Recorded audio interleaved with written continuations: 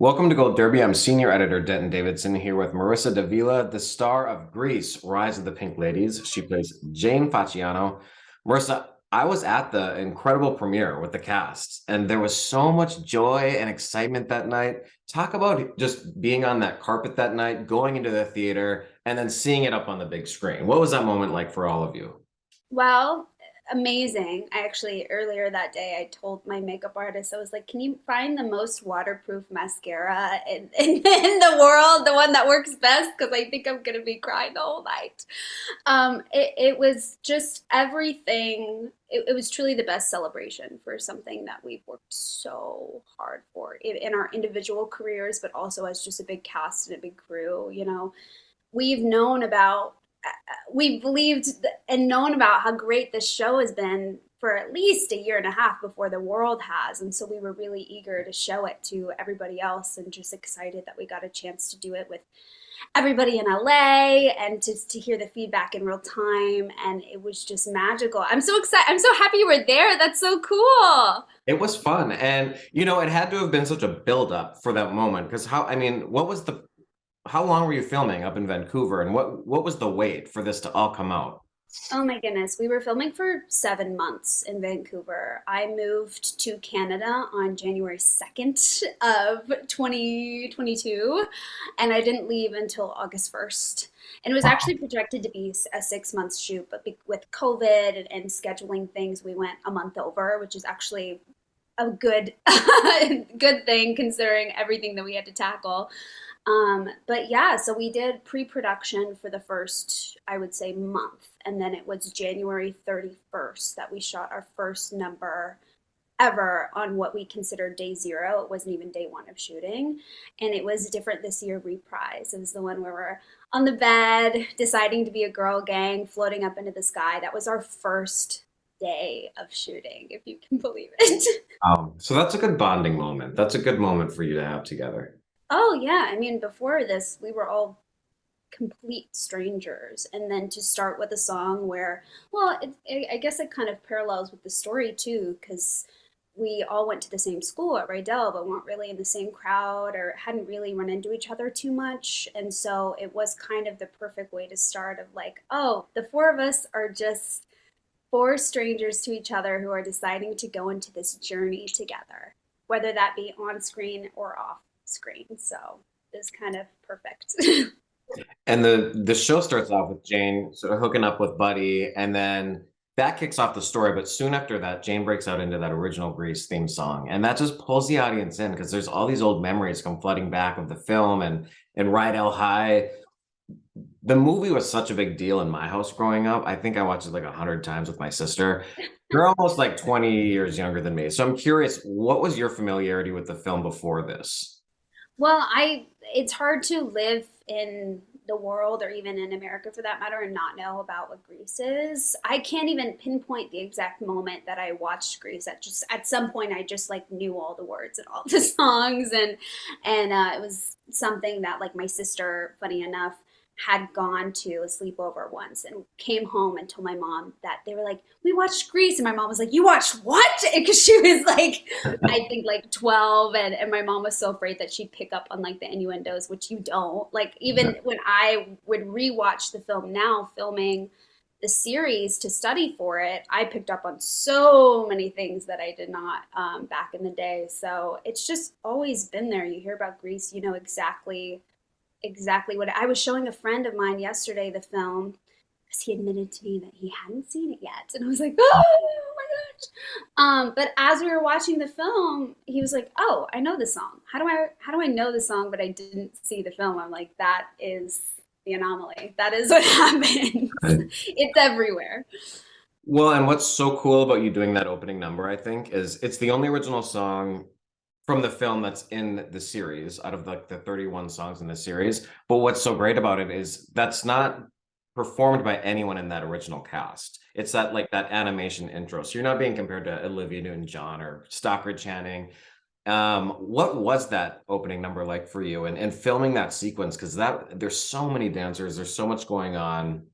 Talk us through that. It was any big dream you could imagine. I mean, it's really hard to put into words, but I was just really trying to soak it all in. I mean, for me, the car, people dancing on cars and having a big ensemble like that really pulled me into what I felt like was like our version of like a La La Land number. And I just, there were moments I'd sat, because we have to start the number in the car, me and Jason, before we walk out and begin singing. And I would just like sit and look out the window and sit in silence. And he was like, "You okay?" I'm like, "Yeah, I'm just really happy." Just soaking it in. But like you said, yeah, it's the first number of the series. And I think the intention was to just remind people it's like, okay, this is the world. We're coming back in. This is what it feels like. This is what you're familiar with. And then we just kind of take it and run for the rest of the season of like, now that we've reminded you of what this Grease energy, this style, this genre is, we can do our own thing and make it an original series. It seems like such a rigorous schedule. It's choreographed by the great Jamal Sims, the music by Justin Tranter.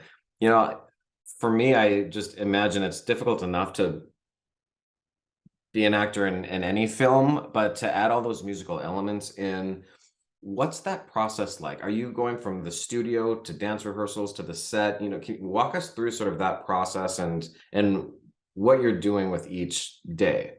Yeah, it's different every day, I can tell you that. And also I've realized after the fact that I think any job I do here on out in comparison will feel just slightly easier because it doesn't have the elements of singing and dancing that we have for this show. And schedule wise, I think it was something that we were really trying to figure out in real time because we have over 20 series regulars and a giant ensemble. That's a lot of people to wrangle and to figure out where they can go and who's available to do rehearsals. And a lot of our dancers from Vancouver, everybody, those of us cast that this was our live, and then there's some ensemble members that they have like lives outside of TV, and they had to come up and be like, "Can you do this day?" And so there's just a lot to organize, but I'm so impressed with our crew and the way that they were able to build the schedule. So normally, like, to give you an idea, I would work Monday through Friday, and my call times would be anywhere from 4 to 4:30 a.m., which is when I would get picked up, and then take me to hair and makeup, where I'd sit for 2 hours, and then we'd shoot from at that point. It was probably start at like 6, 7, depending on how much travel time it took and how much it took to be in hair and makeup and get dressed in the costumes.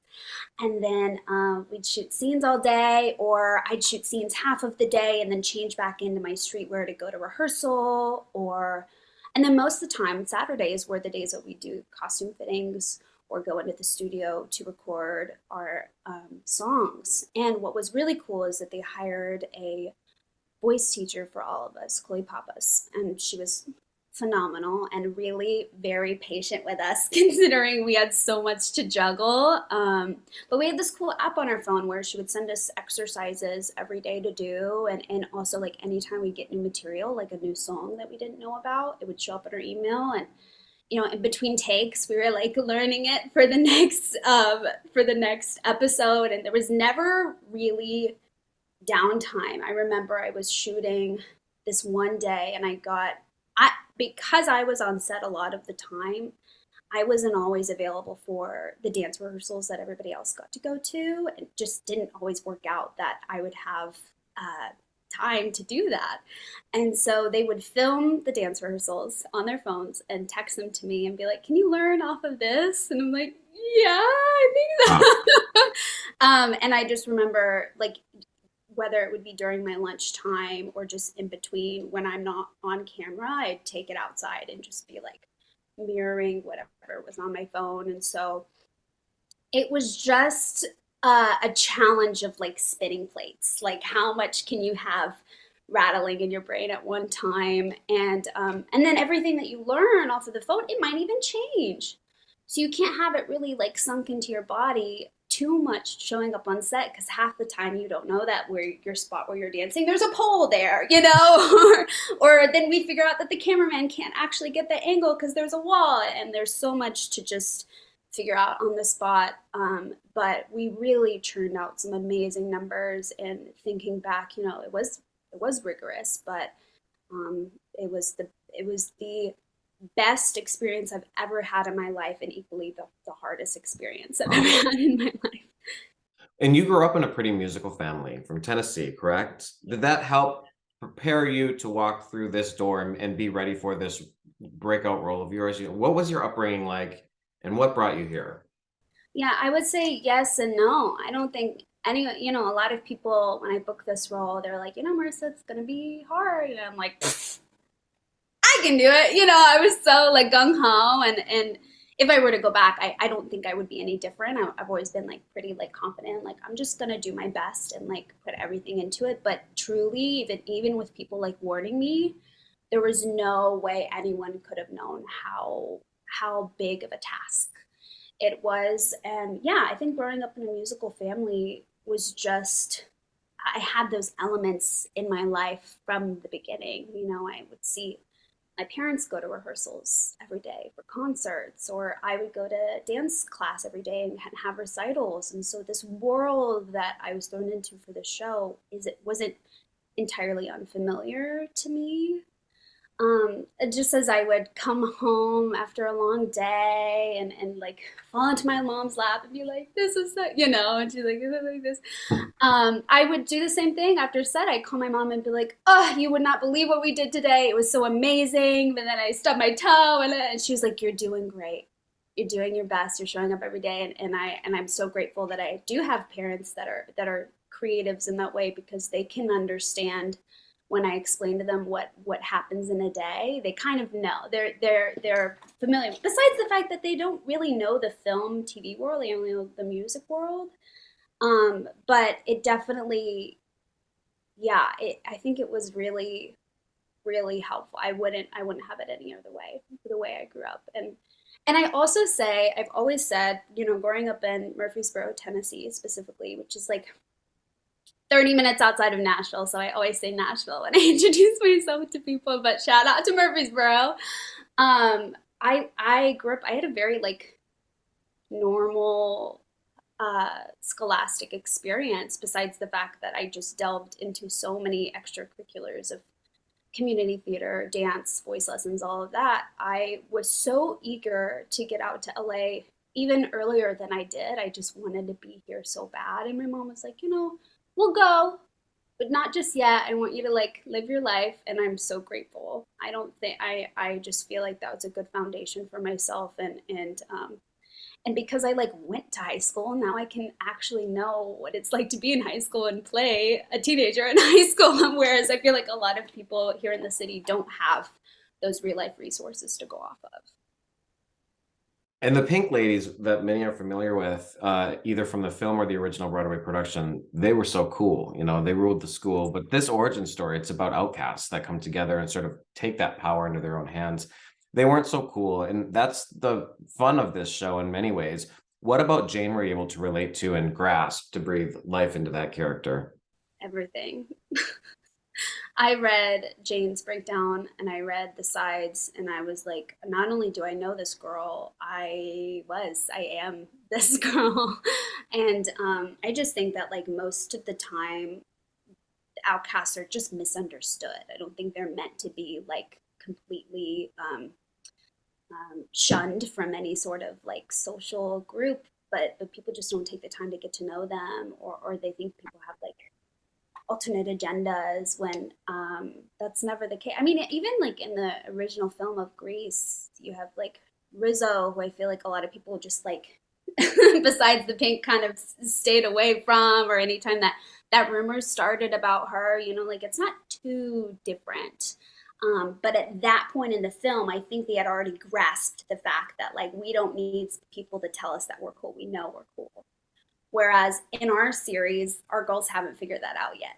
We're actively figuring out what it means to just like step into your own and be confident of who you are. And I mean, my high school experience, I kind of tried to keep my head down and just stay very much towards my goals, which is what Jane wants to do. But also, like, everybody wants friends. Like, she just wants to have a group to call her friends. And she realizes that, like, she might actually be really good at heading to her goals, but things get in the way. And the biggest challenge of all time, which it shouldn't be, is finding friends. And Yeah. even like as an adult, I don't know what you go through, but I say to my mom all the time, I'm like, it's so hard to make friends.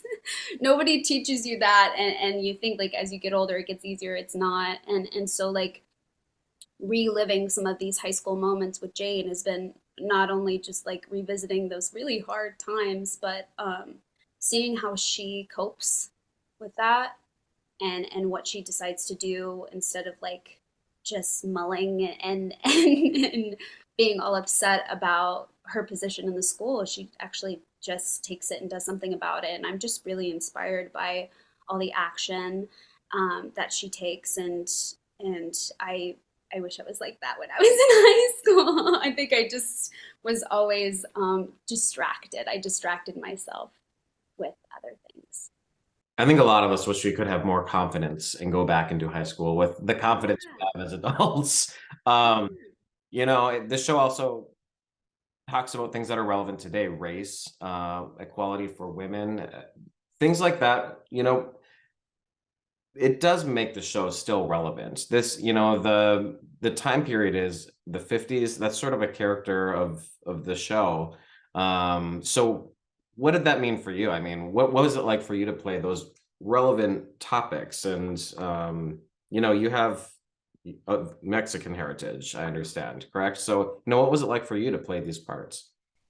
Um, Honestly, like there's a storyline in episode 3, I believe, where Jane is realizing that she is of this Latina heritage and just can't really like celebrate it publicly without being judged. Or and then her friends are like, no, you have to, they're preaching her the opposite of like, you have to be proud of who you are, and make all these decisions that everybody wants you to say. And she's like, I don't know which way to go. And I am biracial myself. I'm half Mexican and my mom is very white. But I've never. I again, it was a moment where I couldn't have related to Jane more. Of like, you don't always feel like you fit into the molds that people assume what a Latina is supposed to be. Therefore, you feel like not only does she already feel like she doesn't belong in school, but then she doesn't know where she belongs culturally or with her family. And that was a huge deal for me, because that moment she has with Olivia is something that I felt forever and I feel today. And um, these messages that we're talking about in our show were a shock to read when I would get the script. But I was so excited. I was like, hell yeah, we're saying that. And I'm surprised that we made it to 2023 and we haven't been talking about this in our media. I'm surprised and I'm not surprised, unfortunately. But I just think that we've leave it to the younger generation to touch on some things that adults don't want to address.